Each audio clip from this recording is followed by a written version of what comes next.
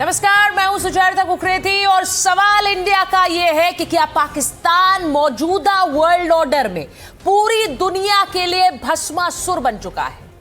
आज ये सवाल इसलिए कर रही हूं क्योंकि अमेरिका ने एक सन्न कर देने वाला खुलासा किया है। खुद को धरती का सुपर पावर समझने वाले देश ने कहा है कि पाकिस्तान सीधे सीधे अमेरिका के लिए एक परमाणु खतरा बन चुका है। अब जरा सोचिए, अमेरिकी नेशनल इंटेलिजेंस की डायरेक्टर तुलसी गबार्ड उस पाकिस्तान को अमेरिका के लिए परमाणु खतरा बता रही हैं, जिसके बारे में पूरी दुनिया में यह धारणा है कि वो एक कंगाल मुल्क है, दाने दाने को मोहताज मुल्क है, हाथ में कटोरा लेकर घूमने वाला मुल्क है। लेकिन ध्यान दीजिए, हम पाकिस्तान को भस्मासुर क्यों कह रहे हैं यह भी जरा समझ लीजिए। भस्मासुर को वरदान था कि वो जिसके सिर पर अपना हाथ रख देगा वो भस्म हो जाएगा। आखिर में हालात ऐसे बने कि भस्मासुर ने अपने ही सिर पर हाथ रखा और वो भस्म हो गया। इसीलिए आज बहस उस भस्मासुर पर कर रहे हैं जिसे वरदान तो अमेरिका ने दिया है, लेकिन अब वो सीधे वॉशिंगटन की ओर ही अपनी मिसाइलों का मुंह मोड़ रहा है। देखा जाए तो अमेरिका का यह बयान कोई साधारण बयान नहीं है। अमेरिका की लाचारी और पाकिस्तान की मक्कारी का सबसे बड़ा दस्तावेज है। जिस पाकिस्तान को अमेरिका ने अलादीन का चिराग समझकर उसके ऊपर अरबों डॉलर लुटाए, वो तस्वीरें भी आप देखिए, डोनाल्ड ट्रंप से मिल रहे हैं शहबाज शरीफ, ने जाने कितने चक्कर लगा लिए उन्होंने अमेरिका के, मुनीर को साथ में लेकर। आज उसी चिराग से ऐसा जिन निकला है जो सीधे व्हाइट हाउस को चुनौती दे रहा है। उसी व्हाइट हाउस में जिसमें बैठे हैं उसी की तरफ अपनी मिसाइलों का मुंह मोड़ा है। कंगाली के बीच पाकिस्तान का यह मिसाइल विस्तार आखिर किसके दम पर है, जरा यह भी समझ लीजिए। जिस मुल्क के पास आटा खरीदने के पैसे नहीं, उसके पास अमेरिका तक मार करने वाली मिसाइलें कहां से आ रही हैं। जिस अमेरिका से पाकिस्तान ने आतंक की जंग के नाम पर भारी भरकम इमदाद ली हो, आज उसी पैसे की चीन की दी गई खैरात से वो अमेरिका के सीने पर चढ़कर गीदड़ भपकी देने की तैयारी कर रहा है। क्या यह पाकिस्तान का आत्मघाती कदम है? सच तो यह भी है कि अगर पाकिस्तान में परमाणु से लैस मिसाइलें सरहदों को लांघने की ताकत रखती हैं तो खतरे की एक घंटी आज पूरी दुनिया के लिए बज चुकी है। एक जागरूक भारतीय नागरिक होने के नाते आपके लिए यह बहस इसलिए बहुत जरूरी है क्योंकि याद कीजिए, पूर्व प्रधानमंत्री अटल बिहारी वाजपेयी ने कहा था, आप दोस्त बदल सकते हैं लेकिन पड़ोसी नहीं। भारत, पाकिस्तान, अमेरिका और लंदन से एक बड़ा पैनल हमारे साथ जुड़ने लगा है और आपको बता दूं आज बहस इसी पर कि कैसे पाकिस्तान से एक बड़ा खतरा अब अमेरिका को समझ आ रहा है, पाकिस्तान कैसे भस्मासुर नजर आ रहा है।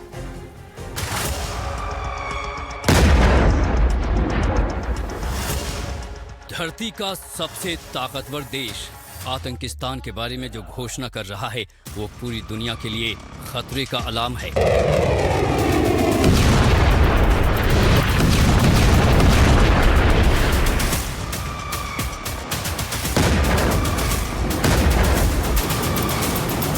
ऐसे में जबकि पहले ही युद्ध के बादल छंटने को तैयार नहीं हो रहे हैं, अमेरिका के इस बयान ने चिंता और बढ़ा दी है।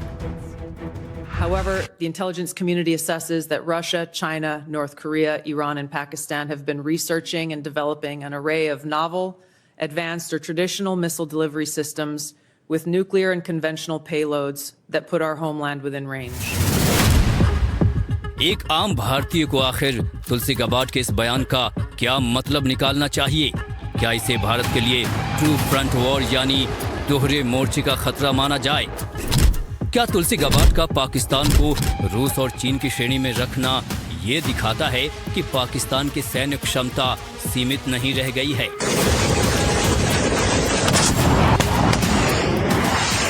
आप इस बात को ऐसे समझिए कि जिस पाकिस्तान की मिसाइलें अमेरिका तक पहुंच सकती हैं तो वो भारत के साथ तो पहले ही उलझा हुआ है। ये और बात है कि ऑपरेशन सिंदूर के दौरान चीन ने अपने जिस HQ-9 डिफेंस सिस्टम का पाकिस्तान के जरिए परीक्षण किया था वो नाकाम साबित हुआ। ये वही चाइनीज डिफेंस सिस्टम है जो ईरान युद्ध में भी नहीं चला। बावजूद इसके चीन, पाकिस्तान, ईरान, अमेरिका, इन सभी नामों पर गौर कीजिए क्योंकि युद्ध काल में हर वो सवाल अहम है जिसका संबंध भारत से है।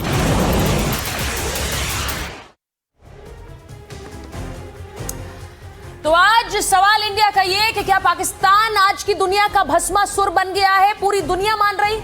क्या अमेरिका पाकिस्तान को भी चीन और रूस की तरह सीधा खतरा मानता है? क्योंकि तुलसी गवाड़ तो यही कह रही है। सवाल इंडिया का ये कि क्या ग्लोबल डिप्लोमेसी में रूस, चीन, उत्तर कोरिया और पाकिस्तान का ये नया गुट है जो अमेरिका अपने दुश्मनों की तरह देख रहा है? सवाल इंडिया का यह कि क्या हथियारों की होड़ में दुनिया एक नए शीत युद्ध की ओर तेजी से बढ़ रही है? और सवाल यह भी कि अगर पाकिस्तानी मिसाइलों की पहुंच अमेरिका तक है तो ये कितनी बड़ी चुनौती पूरी दुनिया और भारत के लिए भी है। मेरे साथ जो मेहमान जुड़ रहे हैं मैं जरा परिचय कराऊंगी। मेरे साथ मेजर जनरल के सिन्हा जुड़ रहे हैं, हमारे साथ एम्बेसडर दीपक बोहरा जुड़ रहे हैं, हमारे साथ जुड़ रही हैं पाकिस्तान से पत्रकार आरजू काजमी जी, स्क्रीन पर आप उन्हें देख रहे हैं। मेजर नदीम पाकिस्तानी रक्षा विशेषज्ञ हैं। हमारे साथ जुड़ रहे हैं अहमर मुस्तखान, सीधे अमेरिका से लाइव जुड़ रहे हैं हमारे साथ। और आपको बताऊं कि हमारे साथ सुशील पंडित जी हैं। बहुत दिनों बाद सुशील जी मिल रहे हैं शो में लाइव, लंदन से जुड़ रहे हैं सुशील जी हमारे साथ। और पाकिस्तान पर जब सवाल उठ रहे हैं सुशील जी, कैसे नहीं जुड़ेंगे आप? तो मैं जरा इस बहस की शुरुआत कर रही हूं। आज सबसे इंटरेस्टिंग बात यह है कि इस लड़ाई में युद्ध रुकवाने की भूमिका निभाने की कोशिश कर रहा था पाकिस्तान। हम सऊदी से भी बात करेंगे, ईरान से भी बात करेंगे, लेकिन सबसे बड़ा खतरा तो आरजू जी पाकिस्तान को ही ठहरा दिया कल तुलसी गवाड़ ने। वो कह रही है कि ये सबसे बड़ा खतरा है, इनकी मिसाइलें हमारी तरफ है टुवर्ड्स द यूएस होमलैंड। देखिए, सिर्फ पाकिस्तान का नाम नहीं था, उसमें 2-4 कंट्रीज और भी थी। वो कौन सी कंट्रीज हैं? भी है और चाइना, नॉर्थ कोरिया का भी नाम लिया है उन्होंने। मैम वो सारी कंट्रीज वो हैं जिन्हें अमेरिका अपना दुश्मन की तरह देखता है, तो अब आप भी उसी लिस्ट में आ गए हैं। देखिए, अब जो पाकिस्तान का न्यूक्लियर प्रोग्राम है वो तो सिर्फ जहां तक मैं जानती हूँ या जहां तक मुझे समझ आती है तो सिर्फ भारत के लिए। हमारा तो अमेरिका को अटैक करने का कोई इरादा नहीं है, तो आप लोग जो है वो तैयारी पकड़ लें क्योंकि वो सिर्फ आप ही के लिए है। लेकिन बात सारी फिर वही आ जाती है कि इस वक्त पाकिस्तान की गवर्नमेंट को देखना चाहिए कि वो जो डोनाल्ड ट्रंप तारीफें कर रहे थे माय फेवरेट फील्ड मार्शल करके, तो अब ये कहानी में ट्विस्ट कैसे आ गया है कि वो जो इतनी चापलूसी की जा रही थी, इतनी अमेरिका की वाहवाही की जा रही थी, तो अब अचानक से जब हम इस स्टेज पर आ गए तो अब क्या कहना चाहिए और अब क्या करना चाहिए। लेकिन ये वही डोनाल्ड ट्रंप है जिन्होंने कहा था कि पाकिस्तान $33 बिलियन खा के भाग गया।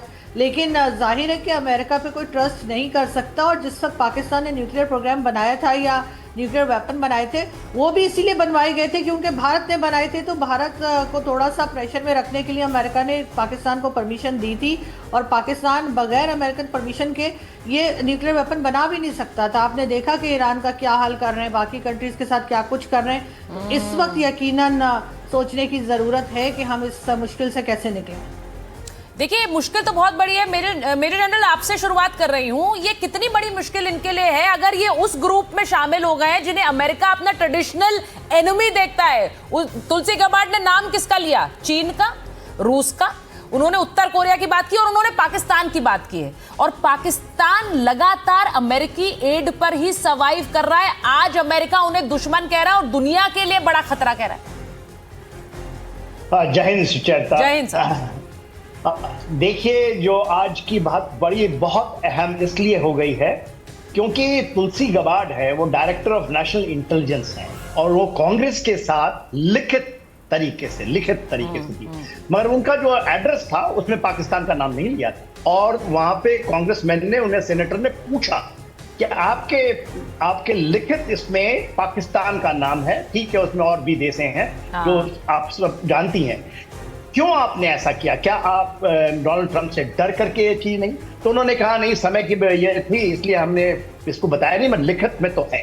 तो ये तो मान के चलिए कि ये कोई डोनाल्ड ट्रंप के और इसका नहीं है, ये वहां के नेशनल सिक्योरिटी का सबसे बड़ा चैलेंज है। 7,550 किलोमीटर पड़ता है यदि आप ईस्ट एंड वेस्ट कोस्ट को देखें, और ये 7,690 ICBM inter continental ballistic missile जो पाकिस्तान का ये है, उसके अंदर में क्लियर कट है अमेरिका इज द टारगेट। और उसका कारण क्या है? वो चाइना के सह पे, क्योंकि ये जो मिली है इनको टेक्निकल नो हाउ, वो चाइनीज है, पूरे चाइनीज है। नॉर्थ कोरिया को भी मिली थी, नॉर्थ कोरिया भी अमेरिका की तरफ है। तो ये तो है ही है कि पाकिस्तान उनका सबसे बड़ा दुश्मन। और ये नहीं, बार बार ये प्रूव हुआ है एज ए फ्रंटलाइन स्टेट। हाँ। अभी की जो बात छोड़ दीजिए, जो जो डोनाल्ड ट्रंप साहब कह रहे हैं, मे बी क्रिप्टो करेंसी की बात हो और रियल एस्टेट की बात हो, जो उनको शायद खैरात मिले उनके फैमिली के साथ उनका डील। पर पाकिस्तान के अंदर में यदि आप जाएं तो अमेरिका के अंदर जाएं तो आप पाकिस्तान को वो एक बहुत बड़ा थ्रेट मानते हैं। सेंटकॉम में भी जो अभी की समय परिस्थितियों में उसको ये मानता है कि एक मेरे लिए एसेट है, क्योंकि ईरान पे वो करना बिल्कुल ईरान के साथ डबल क्रॉस करके इसका। सर मुझे तो ये बात लगती है, जो अभी आरजू जी ने कही बात कि बड़े जो फील्ड मार्शल की वाहवाही हो रही थी, वो फील्ड मार्शल का क्या हुआ? अब वो खुद ही सवाल उठा रही हैं भाई कि उनकी वाहवाही करने वाले ये फील्ड मार्शल ही तो कर रहे हैं वहां बैठकर, जो लॉन्ग रेंज मिसाइल्स तैयार कर रहे हैं कि कहां तक मार करें। अब अमेरिका को देखिए सुशील जी, ये बड़ा क्लियर है कि अमेरिका को खतरा तभी लगता है जब वो खतरा उसके घर तक आए, और अब उन्हें लग रहा है ये खतरा घर तक आ सकता है। तो सवाल तो मेरा एक और है जो मैं मैसेडा वोरा से पूछूंगी कि इस खतरे पर मार करेगा कि नहीं करेगा, लेकिन Pakistan has been a threat पूरी दुनिया के लिए शुरू से। जब से उसने न्यूक्लियर वेपन बनाया, ये बात कही गई कि इतने गैर जिम्मेदाराना मुल्क के हाथों में क्यों है ये न्यूक्लियर वेपन? जी सुचरिता जी, पाकिस्तान अमेरिका का एक पुराना पालतू रहा है, दशकों से रहा है। हाँ। लेकिन ये वो पालतू है जो उसी हाथ को काटता है जो उसके मुंह में निवाला डालता है। ये भी जाहिर रहा है जी। इस पर तो पाकिस्तान के एक राजदूत रहे अमेरिका में, हुसैन हक्कानी, उन्होंने एक किताब लिखी थी, magnificent delusions, about the relationship between Pakistan and American presidents, कि कैसे उन्होंने सिरे से एक के बाद एक कितने ही राष्ट्रपतियों को मूर्ख बनाया, चकमा दिया। और ये उन्होंने लिखकर बहुत तफसील से, बहुत विस्तार से समझाया है कि कैसे पाकिस्तान अमेरिका को चूना लगाता रहा है। फिर इनके एक आईएसआई के डीजी हुआ करते थे, हमीद गुल, उनका तो एक वीडियो है यूट्यूब पर, वर्षों से घूम रहा है, जहां वो डींगे हाँकते हुए दिखाए गए हैं कि हमने अमेरिका के पैसे से ही अमेरिका को कैसे मार लगाई है, अमेरिका की बंदूकों से ही कैसे अमेरिका के सैनिकों को निशाने पे लिया है। और यही नहीं, इनके एक और डीजी हुए आईएसआई के, असद दुरानी, उन्होंने तो मेहदी हसन को अल जजीरा में इंटरव्यू देते हुए कहा, ऑन एयर कहा कि साहब अगर आप 2 घोड़ों पर सवार नहीं रह सकते तो आपको इस दुनियाई सर्कस में भाग लेने की कोई मजबूरी नहीं है। 2 घोड़ों पर सवार होना यानी अमेरिका के पैसों से, अमेरिका के हथियारों से अमेरिका की धुनाई करना। तो ये पाकिस्तान का पुराना खेल चल रहा है, और मुझे हैरानी है कि लोग हैरान क्यों होते हैं।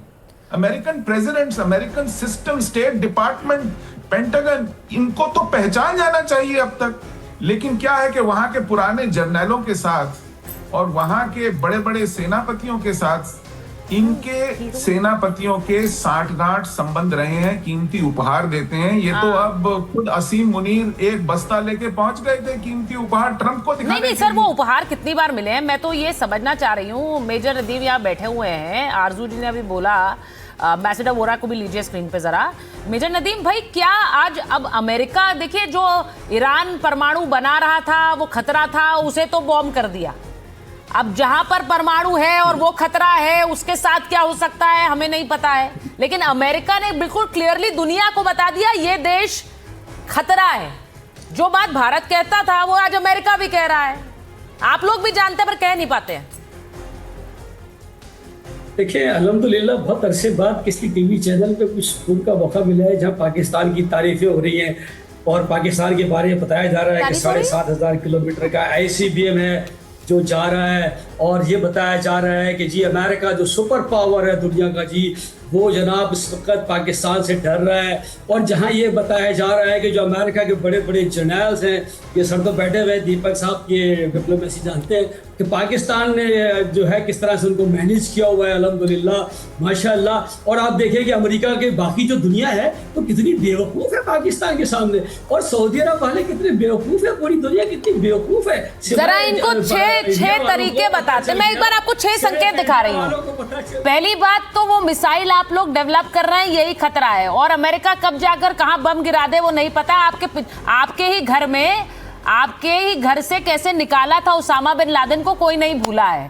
तो अमेरिका के मैं ये उदाहरण दे रही हूं कि दुनिया के लिए पाकिस्तान खतरा क्यों है। उसामा बिन लादेन एबटाबाद में इन्हीं के घर से मिला था जिसने 9/11 किया। तो दुनिया ये याद रखे, पाकिस्तान में ट्रेनिंग लेकर आतंकियों ने मुंबई को दहला दिया था, ये पूरी दुनिया जानती है। उसका जिंदा सबूत कसाब पकड़ा गया था। आतंकी हाफिज सईद को सुरक्षा खुलेआम रैली करने की आजादी है, ये पूरी दुनिया देख रही है। मोस्ट वांटेड टेररिस्ट लिस्ट में है वो। जैश ए मोहम्मद के आतंकियों ने भारत की संसद पर हमला किया था, ये भी पूरी दुनिया ने देखा है। ग्लोबल टेररिस्ट दाऊद इब्राहिम से लेकर हाफिज सईद से लेकर मसूद अजहर लगातार पाकिस्तान के संरक्षण में है, ये भी दुनिया देख रही है। और पाकिस्तानी अब्दुल कादिर खान ने उत्तर कोरिया को परमाणु तकनीक बेची थी, ये भी पूरी दुनिया को पता है। तो इसकी भी वाहवाही करिए जरा मेजर नदीम। ये सब पाकिस्तान की कहानियां जो मैं बता रही हूं, और क्योंकि आतंकवाद दुनिया को दहलाने से बहुत पुराना रिश्ता पाकिस्तान। लाइट चली गई क्या? पाकिस्तान में लाइट गई क्या? देखिए हाल तो बुरा है आपका, लाइट चली गई है। बत्ती गुल कब हो जाएगी नहीं पता चलेगा आपको। ऐसे करके देखिए फिर चली गई। पिछले प्रोग्राम में मैंने ऐसे करके दिखा दिया था तो वो उसके पीछे पड़ गया। मैंने कहा ये रोलेक्स है अल्हम्दुलिल्लाह। सर ये बहुत बड़ा खतरा है, लाइट चली गई है। आपको पता है पाकिस्तान में हालत क्या? आपके लोग वहां सड़कों पर आकर कह रहे हैं कि यहाँ पर हालत इतनी बुरी है, रमजान का महीना है, खाने के लाले पड़ रहे हैं, गैस मिल नहीं रही है। और अल्हम्दुलिल्लाह आज बड़ी तारीफें हो रही हैं। तो आपने जैसे कहा कि ये तो पूरा एक पर्चा है जो आपने रटा हुआ है, लेकिन आप देखें कि दीपक साहब को भी पता है कि मोदी साहब का वीजा अमेरिका ने रिफ्यूज किया था गुजरात के कोई पर्चा नहीं रटा, सारी दुनिया जानती है। ऐसे तो हम भी जी वो दहशत। एक सेकंड मेजर नदीम, मैं आपको एक बात बड़ी क्लियरली बता दूं, हमारे देश के प्रधानमंत्री के लिए बहुत तहजीब से बात करिए। He is a global leader, पूरी दुनिया देखती है उन्हें, ठीक है? आपके नेता की तरह नहीं है कि जा जाके कटोरा लेकर घूमते हैं, पहली बात। दूसरी बात, मैं आपको ये बड़ा क्लियरली बताऊं कि आपसे दुनिया डरती नहीं है, आपको खतरा मानती है, क्योंकि आप लोग गैर जिम्मेदार हैं। एम्बेसडर वोरा, इर्रिस्पॉन्सिबल न्यूक अगर कोई रखता है इस दुनिया में तो वो पाकिस्तान है। ये पूरी दुनिया इंक्लूडिंग अमेरिका जानती है। मुझे तो अब ये लग रहा है अमेरिका इस पर एक्शन लेगा कि नहीं। बहुत बहुत धन्यवाद मैम, बहुत अच्छा लगता है। चाणक्य ने भी कहा था कि जब आप बुद्धिमान लोगों के साथ बैठते हो तो उनकी जानकारी से आपको भी फायदा होगा। ये गाली गलौज जो ये मेजर कर रहा है इसमें मैं नहीं उठूंगा। पहली चीज बिल्कुल नहीं, मैं बता देता हूँ। हाँ, पहली चीज आपको बता देता हूँ कि अभी हाल ही में एक कॉन्क्लेव में मैंने हिस्सा लिया था, तो इस देश के भी कुछ प्रतिनिधि थी, बातचीत कर रहे थे डेवलपमेंट की। जनरल साहब, तो मैं था वहां पर, अभी 2 दिन की बात है, तो मुझसे पूछा गया कि भारत का लक्ष्य क्या है, what is your claim to fame, दुनिया को आप क्या दिखाना चाहते हैं। मैंने कहा हमारा यह है कि डेवलपमेंट, और एक अमीर भारत, एक सक्षम भारत, एक विकसित भारत दुनिया के लिए बेहतरीन हो। तो फिर इनके देश का जो था वहां पे बैठा हुआ, उससे पूछा गया कि आपकी वैल्यू क्या है। कहता हमारी बात नहीं मानोगे तो हम आतंक आपके ऊपर छोड़ दें। ये मेरी न्यूसेंस वैल्यू है, ऑनेस्ट आंसर। और कोई वैल्यू, मेरे पास पैसे नहीं है, मेरे पास तेल नहीं है, मेरे पास ह्यूमन रिसोर्स नहीं, कुछ नहीं है। मेरे पास बस आतंक है जो मैं दुनिया को थ्रेटन कर सकता हूँ, जबकि भारत के पास डेवलपमेंट है, ब्रेन पावर है। सेकंड, बेटा ये जो बात करते हैं ना कि इस्लामिक बॉम्ब, एरेंट नॉनसेंस। कौन सा इस्लामिक बॉम्ब है? ये इनका है सिर्फ एंटी इंडिया बॉम्ब और कुछ नहीं है। भारत के अगेंस्ट इस बॉम्ब को बनाया गया, ना ये कभी इसका प्रयोग कर पाएंगे, क्योंकि जैसा हमने कई बार बताया है, इनके अपने लोगों ने कहा है कि आप अगर कोशिश करेंगे तो फिर आप 10,000 साल के लिए दुनिया से खत्म हो जाएंगे। Now that understanding is very important। अब तुलसी गाबार्ड जो कह रही है जी, इसको हल्के से मत लीजिएगा, क्योंकि इस समय आप जानती हैं कि मिड ईस्ट में ये जंग चल रहा है, और इस टाइम पे ये कहना कि हमें खतरा है रूस से, चीन से, नॉर्थ कोरिया और पाकिस्तान से, चीन के अगेंस्ट तो वो एक्शन ले रहा है। वो हमको सबको मालूम है कि जो ईरान के वो ठोक रहा है, मेन टारगेट तो चाइना, बेटा उसने अपना युद्ध पोत, जिसको हम लोग सब हंसते हो जी भाग गया इब्राहिम लिंकन, वो अरेबियन सी में क्या कर रहा है। भारत, इंडिया फ्लैग टैंकर सब आराम से आ रहे हैं जी।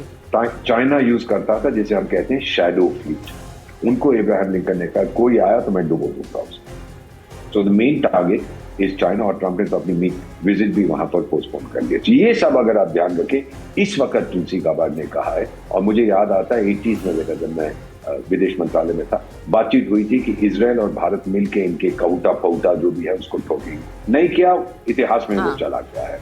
अब अमेरिका पूरी तरह से दबाव डालेगा। इनके जो प्राइम मिनिस्टर थे, मैंने देखा तो वो कहाँ पे कहीं मिले थे डोनाल्ड ट्रंप से और कह रहे थे, डोनाल्ड ट्रंप साहब you are a man of peace. अच्छा, बहुत पीस कर रहा है वो तो मिडल ईस्ट, बड़ा मजा आ रहा है देखने के। और ऊपर आसमान में तो अल्लाह है और जमीन पर आप हैं। क्या क्या बकवास कर रहा था। अब वो मुंह नहीं खोलता अपना, ना वो पिंजरे वाली मुर्गियां जो खेती मार्शल है वो कुछ कह रहा है। सो रियलिटी इस समय इज पाकिस्तान को कोई प्रेम नहीं करता है। Nobody like, not even the Chinese, कोई नहीं इनको पसंद करता है। बस जो बिगड़ा हुआ बच्चा होता है, क्या मालूम वो कब पटाखे फोड़ रहे एक्सेट्रा, ये उसकी एक ही क्लेम टू फेम है और इसको वो बढ़ाने नहीं। ये जो आप बात एम्बेसडर कह रहे हैं, मैं एक बार जरा अहमद साहब के पास जाऊंगी क्योंकि उनसे ये पूछना जरूरी है कि वहाँ अहमद साहब जरा बताइए, पाकिस्तान को लेकर इन्हें लगता है कि हमारी बड़ी चर्चाएं हो रही हैं, हम बड़े पावरफुल देश बन गए हैं, हमारे पास शक्ति आ गई है ऐसी जिसे अमेरिका भी डिस्कस कर रहा है। उस शक्ति को लेकर, या फिर मैं कह रही हूं जो बनाने की कोशिश कर रहे थे ईरान, उन पर तो अमेरिका ने बॉम्बिंग की है, लेकिन ये बना चुके हैं और इसको लेकर अमेरिकन क्या सोचते हैं? मैं जरा चाहती हूं कि पाकिस्तान में, अमेरिका में पाकिस्तानियों को लेकर और पाकिस्तान को लेकर क्या सोच है, जरा बताइए। देखिए, पाकिस्तान तो मेरे लिहाज से एक मुल्क नहीं है बल्कि ट्रेजी कॉमेडी है। ये एक ट्रेजी कॉमेडी है पाकिस्तान। पाकिस्तान अजीब सा मुल्क है। ये जो 9/11 हुआ था जी, इसमें किसी को कोई शक नहीं है कि इसके सारे ताने बाने Rawalpindi headquarter of Pakistan army और जो अपारा है ISI के हेडक्वार्टर, वहाँ से जुड़े हुए थे। इसमें कोई शक नहीं है। देखें, 9/11 जो हुआ था उससे एक महीने पहले यहाँ पाकिस्तान से जो इनके अभी जो आर्मी स्पोक्स पर्सन है लेफ्टिनेंट जनरल अहमद शरीफ चौधरी, इनके वालिद सुल्तान बशीरुद्दीन महमूद और उनके साथ उनके एक और साथी चौधरी अब्दुल मजीद, ये दोनों पाकिस्तान एटॉमिक एनर्जी कमीशन में काम करते थे। ये गए थे वहाँ, उसामा बिन लादेन से मिले थे।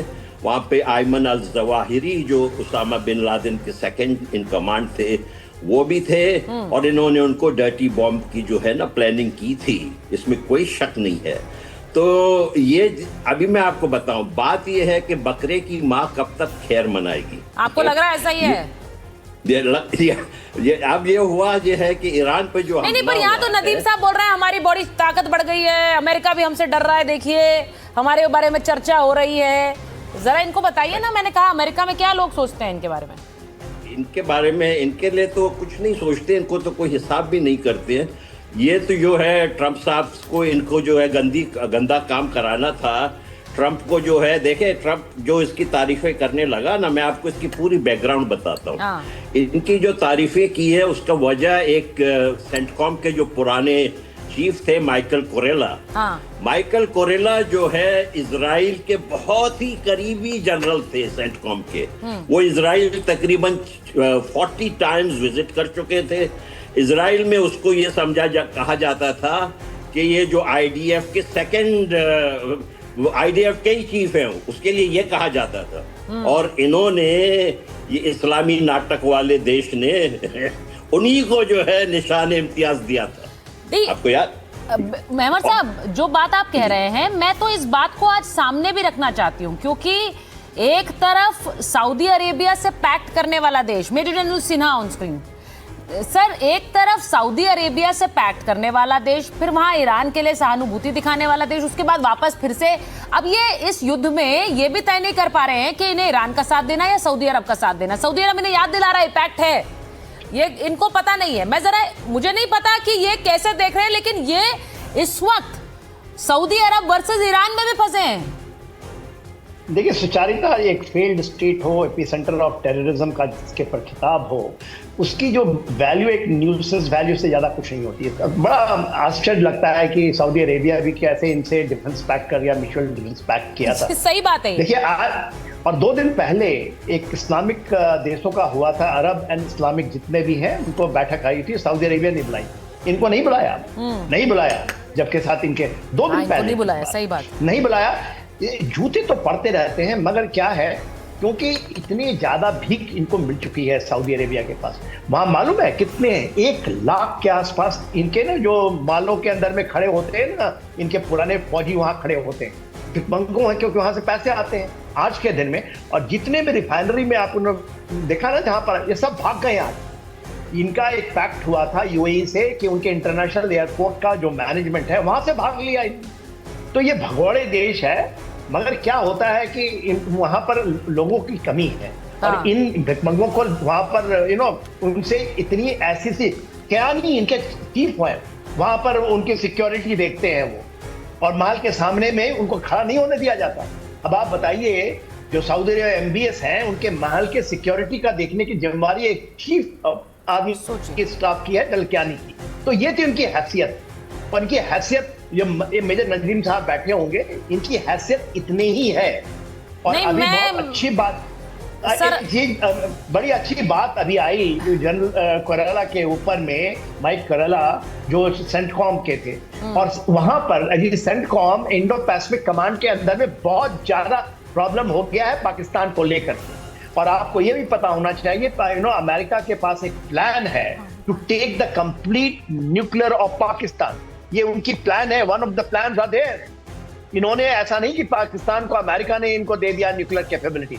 ये चोरी छुपे जो आप कादर खान जिनको ये कहते हैं न्यूक्लियर मैन ऑफ पाकिस्तान, उन्हां से चोरी करके लाए थे और चाइना में इनको मदद दी थी। तो इनकी हैसियत आज भी वही है जो तुलसी गबाट कह रही है, वो लिखती है, उन्होंने भी नहीं बोला। और मेरे जनरल, मैं आपसे बात की, एम्बेसडर वोरा से बात कर ली मैंने, इस दौरान अहमद जी से बात कर ली, लेकिन वहाँ लाइट नहीं आई। वो अभी तक अंधेरे में ही बैठे हैं, वो अभी तक अंधेरे में हैं। अंधेरे में ये बड़ा संकेत होता है, भगवान बड़े संकेत देता है ऊपर से कि भविष्य अंधकार में हो सकता है, अभी भी समय है, बदल जाओ, अभी भी समय है, अपनी हरकतों को ठीक कर लो। ये संकेत होते हैं। लेकिन मुझे ऐसा लग रहा है कि कोई स्टैंड लेने की हालत में है क्या आरजू जी? देखिए आरजू जी, ऐसा लगता है आप पर तो आशीर्वाद है, आपकी लाइट हमेशा बनी रहती है। मुझे बताइए जरा, आप कभी अंधकार में नहीं जाते।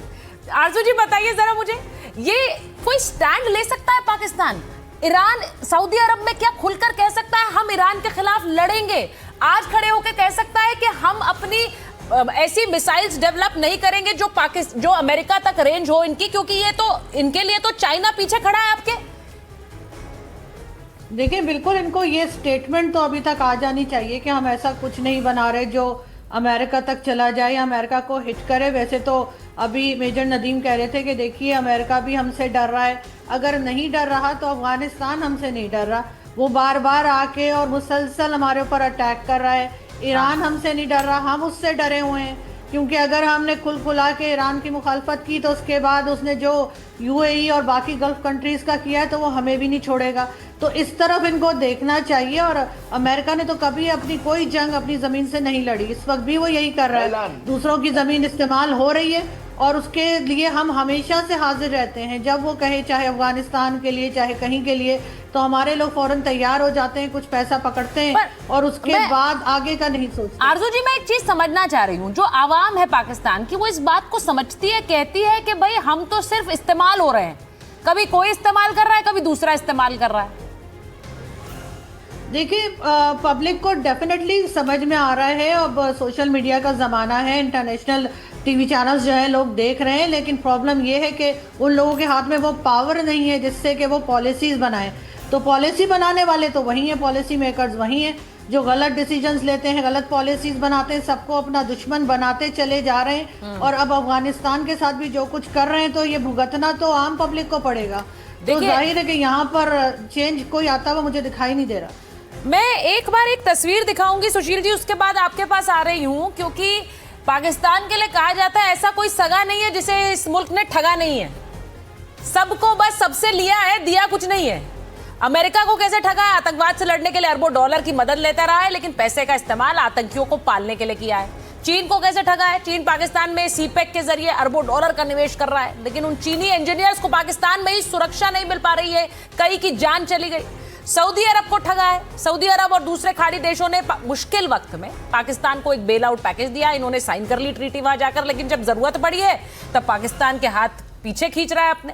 ये भी हम देख रहे हैं, अभी बिल्कुल सही बात कही मेजर जनरल सिन्हा ने कि कैसे सऊदी अरब जैसे देश ने इनके साथ पैक्ट भी कर लिया, अफगानिस्तान को भी ठगा है, एक पड़ोसी और मुस्लिम देश होने का हवाला देकर तालिबान को खड़ा किया, कहते रहे हमारे मुस्लिम भाई हैं, और अब रमजान के महीने में काबुल में नरसंहार कर रहे हैं, वहां पर हमले कर रहे हैं। सोचिए जरा, ईरान को ठगा है, एक समय करीबी रहे, अभी भी शहबाज शरीफ लगातार कह रहे हैं हमारे दोस्त हैं, हमारे मित्र हैं, वहां जो हो रहा है वो गलत है, लेकिन आज जब जरूरत है तो खुलकर स्टैंड किसी का नहीं ले पा रहे हैं।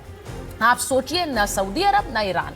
तो मुझे ये सुशील जी बताइए, इस वक्त अगर क्लियर इस तरह की स्थिति किसी और मुल्क की इस दुनिया में है जैसी पाकिस्तान की है, कि आप एक जगह भी खुलकर नहीं कह पा रहे हैं कि हम इनके साथ हैं, ये सिर्फ और सिर्फ एक खतरा ही है पूरी दुनिया के। पाकिस्तान बेसिकली जवानी जमा खर्च है, जेब में कुछ है नहीं, पल्ले नहीं है दाने, तो ये कैसे करेंगे?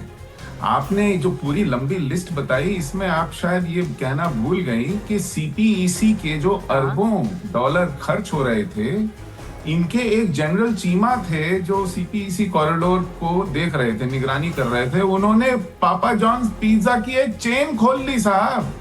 इतना माल डकार गए सीपीईसी में से कि चीन को भी झटका लगा कि ये हो क्या रहा है।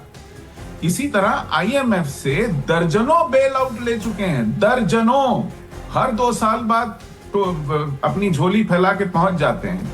पुराना उधार चुकाना तो दूर, उस उधार का किश्त और उसका इंटरेस्ट देना तो दूर, ये नए उधार के लिए खड़े हो जाते हैं।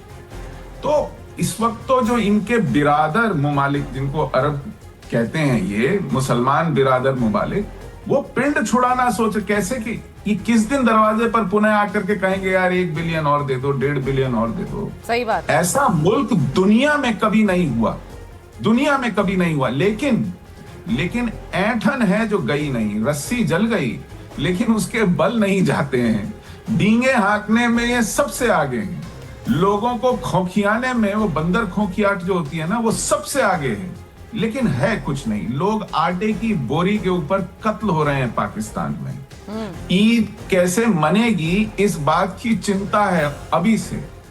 इन्होंने अपना Republic day parade celebration cancel कर दिया। बिल्कुल सही ये हालत है मुल्क की। लेकिन खौखियाने में, खीसे निपोरने में, हंसने में, अपनी पीठ खुद थपथपाने में मेजर साहब कमाल है। ये कहां से सीख के आते हैं? किसी यूनिवर्सिटी से डिग्री ली है या सीखे सिखाए पैदा हुए? भाई यूनिवर्सिटी की 4 डिग्री है मेरे पास अल्हम्दुलिल्लाह। अप्लाइड फिजिक्स का मास्टर्स हूं। डींगे हाँकने की डिग्रियां हैं क्या? मैं एस्ट्रोनॉमिकल फिजिक्स का स्टूडेंट हूं अल्हम्दुलिल्लाह। अच्छा। नहीं, मैंने सोचा आपकी यूनिवर्सिटी में डींगे हाँकने की डिग्री होती है। आप लोग जो बात कर रहे हैं वो बिल्कुल ठीक है, मैं समझता हूँ, क्योंकि आप लोगों की बातों में मैंने अंदाजा किया कि उसमें तंज है, बदतमीजी है। और वोरा साहब ने भी ये कहा, हालांकि मैं इनके क्लिप देखता हूँ, बड़ी रिस्पेक्ट करता हूँ, मैंने कोई गाली गलौज नहीं की। इन्होंने अभी कहा कि ये जो मेजर बैठा है गाली गलौज कर रहा है, मैंने कोई गाली गलौज नहीं की, ना ही मैंने आपके साथ की। मैं सिर्फ एक सवाल पूछता हूँ आपसे, दोनों बैठे हुए, जनरल साहब भी बैठे। कभी जनरल साहब कहते हैं कि ये चोरी करके लाया एटम बम, कभी कहते हैं अमेरिका ने दिया, कभी कहते हैं वो वापस ले लेगा। मैं एक वर्ड पूछता हूँ आपसे, आपको पता है अगर आप टेक ऑफ करें बॉम्बे एयरपोर्ट से तो दुनिया की सबसे बड़ी जो झोपड़पट्टी है वो आपको नजर आएगी। दूसरी बात यह कि 737 क्या है? मैं दीपक साहब से पूछता हूँ, सर 737 क्या है? 737 बिलियन डॉलर का कर्जा है इंडिया के ऊपर, और पाकिस्तान के ऊपर 138 बिलियन डॉलर का कर्जा है। ये जाके गूगल कर ले, मैं मजाक नहीं करूंगा। हाँ, मेजर नदीम आप स्टैटिस्टिक्स पेश कर रहे हैं, पर मैं एक चीज आपको बता दूं, मेजर नदीम स्टैटिस्टिक्स आप जरूर पेश कर रहे हैं, लेकिन मैं आपको चुनौती दे रही हूं, अगर दुनिया का कोई व्यक्ति आपकी स्टैटिस्टिक्स को देखकर ये कह दे कि हाँ पाकिस्तान अमीर मुल्क है और बेचारा भारत गरीब है, भारत के पास चीज नहीं है, पाकिस्तान के पास है, कौन कहेगा ये? कौन मानेगा? और एक और चीज बताऊंगी मैं, एम्बेसडर वोरा बोलना चाह रहे हैं, मैं आ रही हूं। नदीम जी एक चीज और बताऊंगी, आपने कहा मुंबई से टेक ऑफ करता है तो झोपड़पट्टी नजर आती है। मैं मानती हूं मेरे देश में झोपड़पट्टियां हैं, लेकिन पूरा देश झोपड़पट्टी नहीं है, इसको भी समझिए, ये आपको समझना पड़ेगा। समझ रहे हैं आप? क्योंकि आपका मुल्क उस कगार पर जा रहा है, और आप क्योंकि एक मेजर हैं सर, तो मैं उम्मीद करती हूं कि आप इस खतरे को समझेंगे कि अगर गैर जिम्मेदारा हाथ में न्यूक है, परमाणु है, तो वो आपके लिए खतरा है सबसे पहले। मेजर एम्बेसडर वोरा बोलना चाह रहे हैं। एम्बेसडर वोरा, मैं इतना कहना चाहता था कि मेजर साहब को थोड़ी इकोनॉमिक्स अगर सीख जाए तो उनके लिए अच्छा रहेगा। पाकिस्तान का टोटल डेट, एक चीज होती है GDP, gross domestic product, Pakistan का टोटल डेट 100% जीडीपी पे पहुंच चुका है। ये मैं नहीं कह रहा, ये IMF की फिगर देखी, वर्ल्ड बैंक की देखी। अभी आपने जो भारत के एक्सटर्नल डेट की फिगर दी है, एब्सोल्यूट टर्म्स में मत देखिए, मेरी जीडीपी $5 ट्रिलियन, ट्रिलियन का मतलब जानते हैं आप सर, उसमें 12 शून्य होंगे। I am closing in on $5 trillion. अगर मेरी 700 बिलियन 800 बिलियन का मेरा एक्सटर्नल डेट है, टोटल डेट है सर, वो तो 20% है मेरी जीडीपी का। आपका तो 100% पहुंचेगा। तो ये कंपैरिजन मत करिए। सिर्फ एक सवाल मैं आपसे पूछना चाहता हूँ, जितने विशेषज्ञ हैं, जब भारत को दुनिया देखती है as a role model, democratic structure के अंदर कितनी तरक्की हुई है, कितनी तेज रफ्तार से इंफ्रास्ट्रक्चर बढ़ रहा है, सड़कें बन गई, एयरलाइंस बन गई, रेलवे लाइंस बन गई, तो जब वो जिहादिस्तान, माफ कीजिएगा, पाकिस्तान को देखते हैं तो उनको नजर क्या आता है? आप जो मर्जी कहिए कि वो ये देखते हैं, आपका पासपोर्ट आप जानते हैं खत्म हो चुका है, अफगानिस्तान के बराबर। लेट मी कंप्लीट सर, मैंने आपको इंटरप्ट नहीं किया था सर, ये हम लोगों की तहजीब होती है डिप्लोमेटिक सर्विस में, जब कोई दूसरा बोल रहा हो तो नहीं इंटरप्ट कर। पासपोर्ट आपको मालूम है आपका कहाँ पहुंच गया, कभी सोचने की कोशिश करिए, try to think from another person's perspective कि वो मेरे देश को किस तरह देगा। सर मैं जॉर्जिया में, जनरल साहब, आरजू जी, मैं आपका राजदूत था जब वो लड़की आके रोई थी हमारे पास कि मैं फिल्म बनाने के लिए आई थी, मेरी सारी इंडियन टीम को पूछे बिना अंदर जाने दिए। जब मेरी बारी आई, मेरा पाकिस्तानी पासपोर्ट देखा तो मुझे बिठा लिया। अफगानिस्तान कब गई थी, कितनी बार आतंकी मामलों में आपने हिस्सा लिया, वाई? ये छवि आपकी क्यों बनी है सर? हर चीज में आप भारत ही की गलती है। जॉर्जिया में भी भारत ने कहा था, अफगानिस्तान में जो हो रहा है वो आपको ठोके, भारत की गलती है। अर्जेंटीना में कुछ हो रहा है, ये भारत की गलती। When will you grow up sir? पहले क्या आपकी कोई कमजोरी है? मेरे देश में बहुत कमजोरियां हैं सर। अगर मैडम सुचारू तो मुझे टाइम देखिए, मैं कल सुबह तक बता रहा हूँ क्या कमजोरी। आपकी कोई है कमजोरी सर? आप स्वीकार करते हैं कि नहीं है कोई? नहीं। और मैं तो ये बात पूछना चाहती हूँ आरजू जी से, बोलना। हाँ नदीम जी बोलिए। देखिए हमारा $8 बिलियन का डिफेंस बजट है, आपका $88 बिलियन का डिफेंस बजट। मैं पूछ रहा हूँ कमजोरी के बारे में। दीपक साहब, मैं कमजोरी बिल्कुल है, जिस तरह आप पूरा दिन और रात लगा सकते हैं कमजोरियां बताने, मैं भी पाकिस्तानी कमजोरियां बताने में बिल्कुल है। हमारे पुअर गवर्नेंस है, हमारी इकोनॉमी वीक है, बिल्कुल है। जिस तरह आप बता रहे हैं मैं भी उसी तरह से जनरल वर्ड से बात कर रहा हूँ। आप सिर्फ देखें वर्ल्ड पॉवर्टी इंडेक्स को, आप अगर 161 पे हैं तो हम 162 पे होंगे। हम आपसे एक ही ऊपर है सर। अरे एक सेकंड, आपके बगल में बैठी हुई आरजू जी हंस रही हैं। सुनिए मेरी बात। जी मेजर नदीम, मुझे ये हैरानी है आरजू जी, यही वाली डोज क्या वहां लोगों को दी जाती है जो मेजर नदीम लोगों के सामने रख रहे हैं? यही कह के बताया जा रहा है कि पाकिस्तान बहुत तरक्की कर रहा है, बहुत बढ़िया मुल्क बन रहा है। ये देखिए आज तो मेरे ख्याल में मेजर नदीम को तरक्की बतानी नहीं चाहिए, इसलिए कि उनकी तरक्की दिखाई दे रही है। आप देख रही हैं कि कब से लाइट गई हुई है और अभी तक मेजर नदीम वैसे ही बैठे, तो तरक्की बताने की नहीं, आज दिखाने की शायद वो कोशिश कर रहे हैं। क्योंकि जाहिर है कि जब वो इस तरह की बातें करेंगे तो फिर यही होगा। और यहाँ पर फिर वही बात आ जाती है कि पाकिस्तान की अक्सर, अभी तो गर्मियां शुरू हो जाएंगी और ज्यादा पाकिस्तान जो है वो इसी हालत में बैठा होगा कि लोड शेडिंग हो रही होगी और लोग अंधेरे में होंगे। तो अच्छी बात है। आरजू जी, दिक्कत यही है कि इस मुल्क के लोगों को अंधेरे में रखा हुआ है वहां के हुक्मरानों ने, लेकिन अब तो पूरी दुनिया बोल रही है, मुझे नहीं बोलना है। भारत तो शुरू से बोलता है क्योंकि हमने दंश झेला है, लेकिन पूरी दुनिया बोल रही है कि कितना बड़ा खतरा पाकिस्तान बन गया है। जरा सोचिए। बहुत धन्यवाद आप सब।